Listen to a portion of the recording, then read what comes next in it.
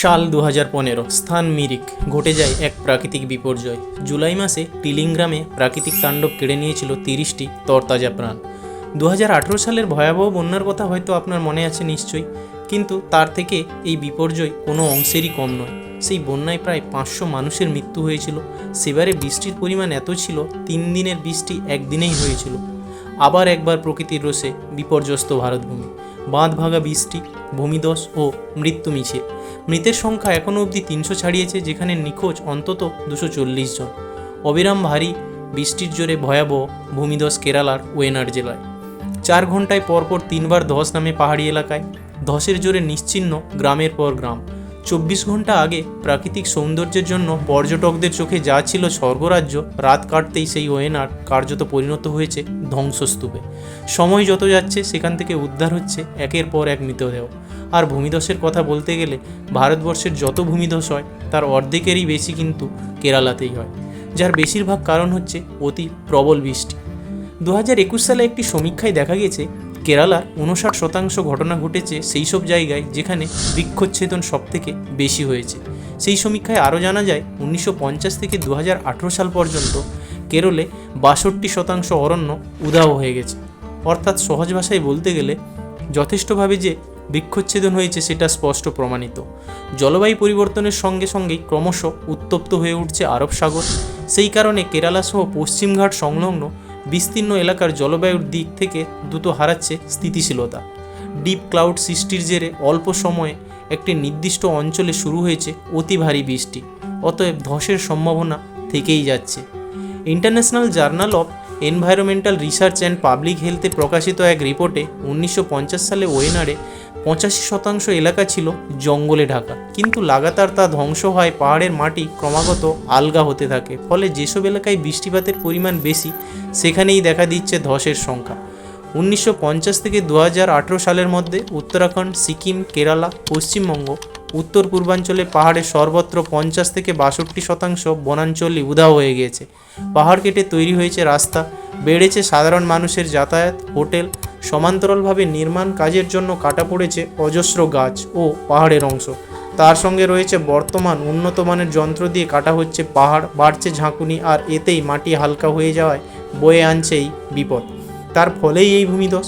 2011 সালে এ নিয়ে একটি রিপোর্ট পেশ হয়েছিল।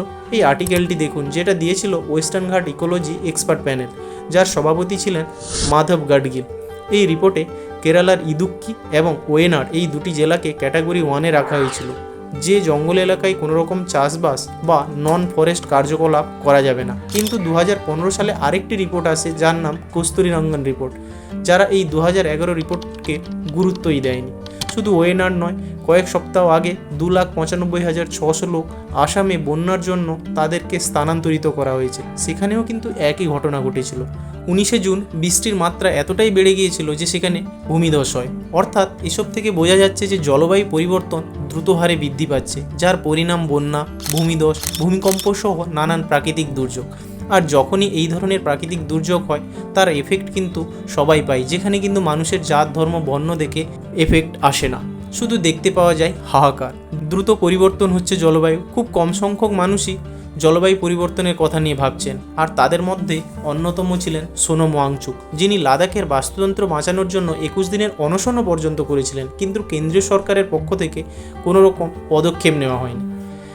আর যদি তাপপ্রবাহের কথা বলি, 2024-এ তাপপ্রবাহ সব কিছুর রেকর্ডকে ব্রেক করেছে। আর এসবের মধ্যেই ভারতের লোকসভা নির্বাচনও অনুষ্ঠিত হয়েছে। সংবাদপত্রে প্রকাশিত হয়েছিল শেষ দফা ভোটের সময় উত্তরপ্রদেশের 33 পোলিং এজেন্ট মারা গিয়েছিলেন তীব্র তাপপ্রবাহের জন্য। সারা দেশের দিকে নজর ফেললে এবারে নির্বাচনে প্রায় 100 জন মারা গিয়েছেন, আর 40,000 মানুষ এই তাপপ্রবাহে হিট স্ট্রোকে আক্রান্ত হয়েছিলেন। বন্যার কথা যদি বলা হয়, আসামে যে বন্যা হয়েছিল তাতে 12,33,000 মানুষ প্রভাবিত হয়েছিলেন। 2,406টি গ্রাম জলের তলায় তলিয়ে গিয়েছিল। 100 জনেরও বেশি মানুষ মারা গিয়েছিলেন। 2023-এ তিস্তা বাঁধ ভাঙার ঘটনা আপনি নিশ্চয়ই জানেন, যেখানে 90 জনেরও বেশি মানুষ মারা গিয়েছিলেন। আর যদি জল সংকট দেখা যায়, বেঙ্গালুরুতে জল সংকট দেখা দিয়েছে। প্রতি বছর এই পরিস্থিতি খারাপ থেকে আরও খারাপ হচ্ছে, যা নিয়ে কোনো আলোচনাই নেই। কিন্তু কেন এমন পরিস্থিতি তৈরি হচ্ছে বারবার? লাদাখ হোক, ব্যাঙ্গালোর হোক, জোশিমঠ হোক, দিল্লি হোক, আসাম হোক বা কেরালা হোক, এই সবকটি ইনসিডেন্টের একটাই কারণ, গ্লোবাল ওয়ার্মিং। সহজ ভাষায় পৃথিবী পৃষ্ঠের তাপমাত্রার ক্রমান্বয়ে বৃদ্ধির ঘটনাকে গ্লোবাল ওয়ার্মিং বলা হয়। সূর্যের রশ্মি যখন পৃথিবীর দিকে আসে, পৃথিবী আসার পরে তার বেশিরভাগই পৃথিবী সেটাকে পুনরায় ফিরিয়ে দেয়। যেহেতু বায়ুমণ্ডলে গ্রিনহাউস গ্যাস রয়েছে, সেই হিটকে সংরক্ষিত করে রাখে যাতে পৃথিবী বসবাসের যোগ্য থাকে। কিন্তু শিল্প বিপ্লবের পর থেকে শুরু করে আজ অবধি সেই গ্রিনহাউস গ্যাসগুলোকে ধ্বংস করার জন্য যা যা করণীয় তা কিন্তু মানব সভ্যতা করে চলেছে। ধীরে ধীরে এমন এক পর্যায়ে পৌঁছেছে যেখানে পৃথিবী বসবাসের অনুপযুক্ত হয়ে উঠছে। পৃথিবীর গড় তাপমাত্রা প্রায় 2 ডিগ্রি সেলসিয়াসের কাছাকাছি বৃদ্ধি পাবে বলে, যা বর্তমানে অলরেডি 1.5 ডিগ্রি অবধি বৃদ্ধি হয়ে গেছে। এই আর্টিকেলটি দেখুন। ইউনাইটেড নেশনসের রিপোর্টে বলা হয়েছে জলবায়ুর বিপজ্জনক কারণের জন্য 2050 সালের মধ্যে 200 মিলিয়ন প্রায় 20 কোটি মানুষ গৃহহীন হবে। আর এই 2 ডিগ্রি সেলসিয়াসের বৃদ্ধির জন্য কলকাতা ও বোম্বাই শহর জলের তলায় দেখতে পাওয়া যেতে পারে সমুদ্রের জলস্তর বৃদ্ধি হওয়ার জন্য। কেরালার মতন আমাদের পশ্চিমবঙ্গেও কিন্তু বিপদ ঘনিয়ে আসছে। উত্তরবঙ্গের পাহাড়ে বিভিন্ন জায়গায় মানুষের বসতি ও যাতায়াত বৃদ্ধি পাওয়ায় গড়ে উঠেছে অসংখ্য বহুতল আবাসন। পাহাড় কেটে তৈরি করা হয়েছে যাতায়াতের রাস্তা। বাঁধ নির্মাণে বাধাপ্রাপ্ত হয়েছে নদীর গতিপথ। নদীর পথ চলার দিক পরিবর্তনে ধস নামছে, বিপদ বাড়ছে জনবসতির। বেআইনি খনন ও চুরির ফলে নদীর বুক থেকে সরে যাচ্ছে বালি পাথর, সৃষ্টি হচ্ছে গভীর খাদ। কয়েক বছর আগে হড়পা বানে গিয়েছিল অনেক প্রাণ। বনাঞ্চল উধাও করে নিয়ম বহির্ভূত নির্মাণ হয়ে চলেছে, যা পাহাড়ের পক্ষে কিন্তু খুবই ক্ষতিকর। প্রকৃতির রোষ থেকে বাঁচার উপায় কী? এ রাস্তা সাধারণ মানুষকেই বার করতে হবে। প্রতিনিয়ত প্রয়োজনে অপ্রয়োজনে যে গাছ কাটা, জলাশয় ভরাট, চাষযোগ্য জমি বিনষ্ট, জলের যথেষ্ট অপব্যবহার, গভীর নলকূপের মাধ্যমে জল শোষণের জলস্তর তলানিতে, বহুতল বাড়ির কমপ্লেক্স নির্মাণ সহ নানা কারণে ভারসাম্য হারাচ্ছে পৃথিবী। এর সঙ্গে রয়েছে দৈনন্দিন বিদ্যুৎ ব্যবহার, কলকারখানা, যানবাহন, রান্নাবান্না সহ বিভিন্ন কাজে যে শক্তির দরকার তার 80% উৎস কার্বন, যা প্রকৃতিকে ধ্বংস করার জন্য একাই যথেষ্ট। পরিবেশ রক্ষায় কার্বনের পরিমাণ যথেষ্ট কমাতে হবে যাতে বিশ্ব উষ্ণায়নের গড় 1.5 ডিগ্রির মধ্যে সীমাবদ্ধ থাকে। এই সম্পদগুলির ধ্বংস রোধ করার জন্য আমাদেরকে অবশ্যই সচেতন হতে হবে। শুধুমাত্র সরকারি নীতি এই ধ্বংসকে রোধ করতে পারবে না। যদি আমরা অবিলম্বে নিজেদের পরিবর্তন না করি তাহলে আরও তীব্র হবে তাপপ্রবাহ, বাড়বে মানুষের মৃত্যু, বন্যা, দাবানল, খাদ্য সংকট এবং রোগ। সমস্ত প্রজাতি বিপন্ন হবে। অনেক অন্যান্য প্রজাতি যেমন বিলুপ্ত হয়েছে, আমরাও কিন্তু একই দিকে ধাবিত হব। একটা সহজ বার্তা, সূর্য আমাদের জীবনের চালিকা শক্তি। সমাধানের চাবি কিন্তু এর মধ্যেই লুকিয়ে রয়েছে।